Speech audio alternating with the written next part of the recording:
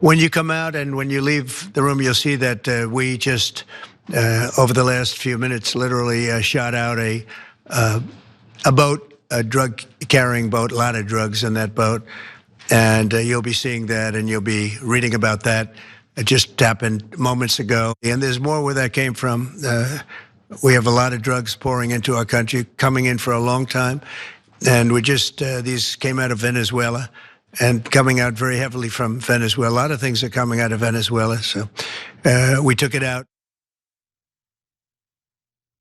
Donald Trump confirmed earlier today that the US had carried out a strike in the southern Caribbean against a vessel that departed from Venezuela and allegedly was carrying drugs.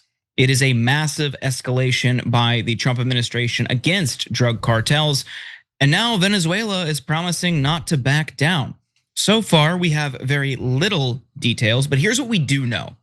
Secretary of State Marco Rubio said on X that the vessel was being operated by a designated narco-terrorist organization. The secretary described the operation as a lethal strike. Rubio later told reporters he believed the drugs that were allegedly carried on the boat were probably headed toward Trinidad and Tobago or some other country in the Caribbean. When you're doing things like that, details and specifics don't necessarily matter, do they? Details on the strike, including who operated the vessel and whether it was carried out in international waters, are still unclear. This escalation comes shortly after the Trump administration announced plans to boost its military presence in the waters off Venezuela to combat threats from Latin American drug cartels. 7 US warships, along with 1 nuclear-powered fast attack submarine, are either in the southern Caribbean region already or are expected to be there soon. The US has not signaled any planned land incursion by the thousands of personnel being deployed.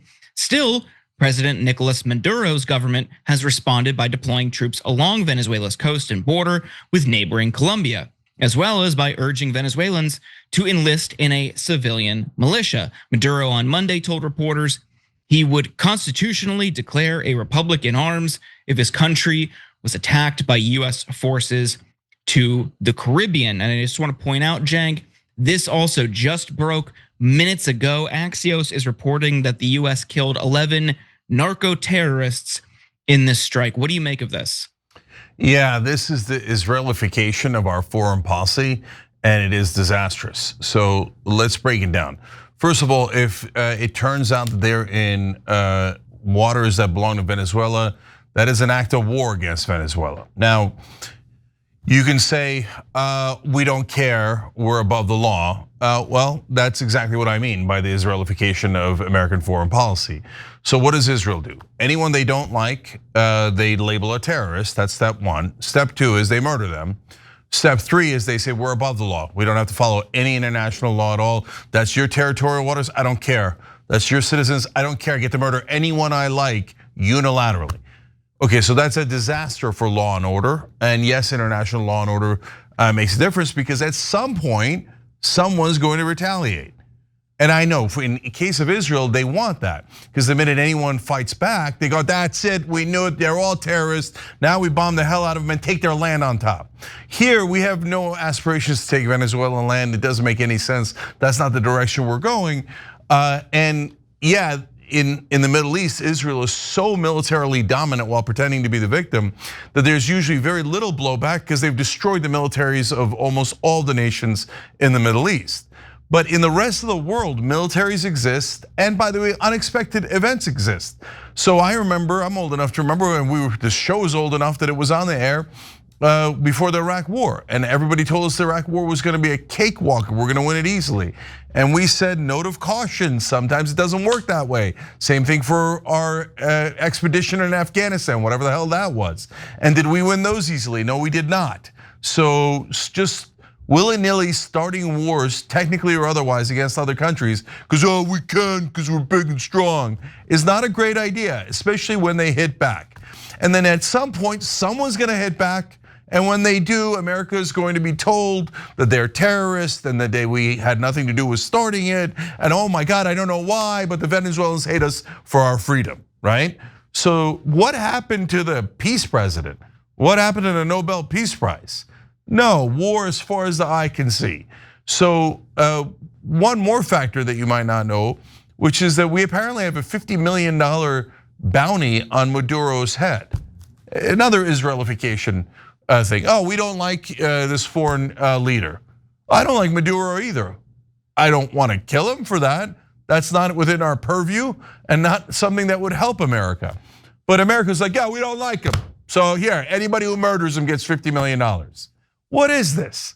This is like when Israel over the weekend, they're like, oh, the Houthis are the de facto leaders of Yemen. Who cares? Murder them all. And they murdered their prime minister and their entire cabinet.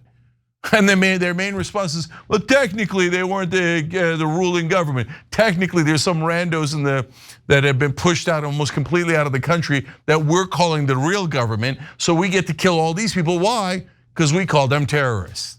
So now, the last possibility is that it is not in Venezuelan waters, it's in international waters. So is there protocol for international waters? Yes, there is, even if it's a neutral ship. If it's a foreign government ship, then you're obviously, again, it's an act of war. If it's a neutral ship, so presumably a drug ship would be a neutral ship, right? We're taking their word for it that they had drug contraband, lots of it. But by the way, how are we gonna confirm? We can't because it's in the bottom of the ocean. And where was it going, and was it even headed to America? Well, according to Marco Rubio, as Jordan just told you, we didn't even know where it was going. Maybe it wasn't headed to America at all. And it was, oh, so a ship goes from Venezuela to Trinidad and we just get to kill everyone on board. No, that's not how the law works. So even if you hate the scourge of drugs in America, that makes sense. You should hate the scourge of drugs. That doesn't mean killing these people on a boat makes any sense. Anyway, so what's supposed to be the rule? At a bare minimum, if you think they're carrying contraband, you're supposed to say, we're going to board you, and if you are holding contraband, we're going to arrest you. Not, oh, we think you're holding contraband, we're not really sure where you're going, so we're gonna kill you all. So this is deeply troubling, terrible precedent, and I think it'll lead to disaster. Well, Cenk, I want to point out, so this is under the guise of combating drug flow. Now, CNN has a piece up from yesterday looking at these claims that Venezuela is a drug producer, supplier, exporter.